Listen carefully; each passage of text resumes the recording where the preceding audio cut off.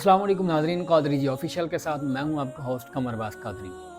آج ایک اہم میسیج اور اہم پیغام کے ساتھ آپ کی خدمت میں حاضر ہوا ہوں۔ شعور میڈیا نیٹ ورک ماشاءاللہ بہت زبردست اور اعلیٰ معیار کا کام کر رہا ہے۔ اللہ کریم مزید ترقیاں عطا فرمائے۔ ان کے یوٹیوب آفیشیل پر ایک پیپر پڑھا، دل میں بات کھٹکی، دل مایوس ہوا تو سوچا اپنے مسلمان بھائیوں کے ساتھ بات شیئر کرتا چلو۔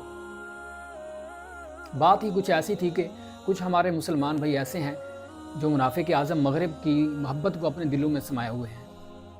ان کو بھی پتہ چلے کہ در حقیقت مغرب مسلمانوں کا ہمیشہ دشمن تھا اور دشمن ہے اور دشمن رہے گا، کیونکہ جب قرآن کریم میں اللہ تعالیٰ نے فرما دیا ہے کہ یہود و نصارہ مسلمانوں کے کبھی دوست نہیں ہو سکتے تو وہ نہیں ہو سکتے۔ آج شعور میڈیا نیٹ ورک پر ایک پیپر آیا اور اس کو پڑھا، یقیناً اس سے پتھر دل بھی رو پڑیں گے۔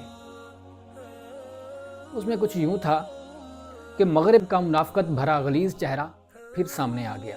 محض پسند کی شادی کرنے پر مسلمان خاتون کی برطانوی شہریت ختم کر دی۔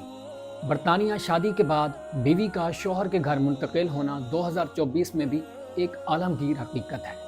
برطانوی شہری شمیمہ بیگم 2015 میں شادی کرنے بیرون ملک گئی اور اپنے شوہر کے پاس شام منتقل ہو گئی۔ شمیمہ کا شوہر BBC کے مطابق نیدرلینڈ کا شہری ہے، مگر امریکہ کو اس کے شوہر کی دلچسپیاں اور مصروفیات پسند نہیں تھیں۔ اس کے کہنے پر برطانیہ نے اپنی شہری کی شہریت ختم کر دی۔ 4 سال بعد شمیمہ بیگم نے اپنے بچے کی ولادت کے لیے برطانیہ میں آنے کی کوشش کی، مگر ملک کی سلامتی کا نام دے کر اس کو اجازت نہیں دی گئی۔ شمیمہ نے عدالتی کوشش کی، مگر تمام برطانوی عدالتوں نے اس خاتون کو خطرہ جان کر ملک میں آنے کی اجازت نہیں دی۔ اس وقت وہ شام کے ایک پناہ گزین کیمپ سے بیٹھ کر اپنے پیدائشی ملک میں آنے کی اجازت چاہ رہی ہے، مگر برطانیہ نے اس کی شہریت بحال کرنے سے صاف انکار کر دیا۔ شامی مہاجرین کے کیمپ میں سہولیات کی کمی کی وجہ سے اس کے 3 بچے بھی مر چکے ہیں۔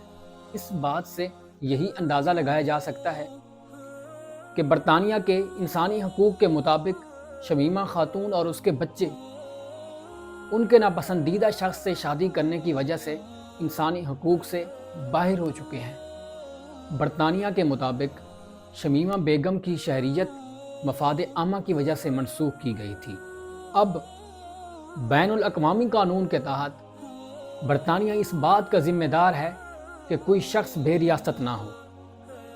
تاہم اس معاملے میں جو مغرب کا جھوٹ سامنے آتا ہے وہ یہ ہے کہ ہیومن ہونے کے لیے اقوام متحدہ کے منظور کردہ ملک کا شہری ہونا بھی ایک لازمی شرط ہے۔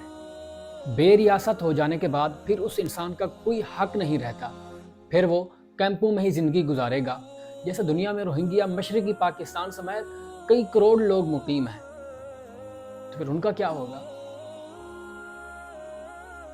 تو میرے مسلمان بھائیوں، آپ ذرا اپنی نظروں سے پردے ہٹائیے اور ذرا غور کیجئے کہ مغرب ہمارا مسلمانوں کا کتنا بڑا دشمن ہے۔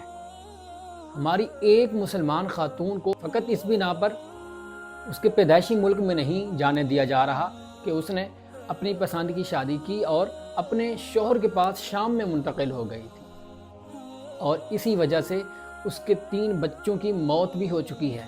تو ذرا آنکھیں کھولیے اور سمجھیے کہ مغرب ہمارا سب سے بڑا دشمن ہے۔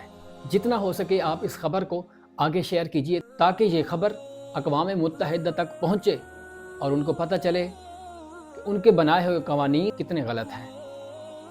شکریہ۔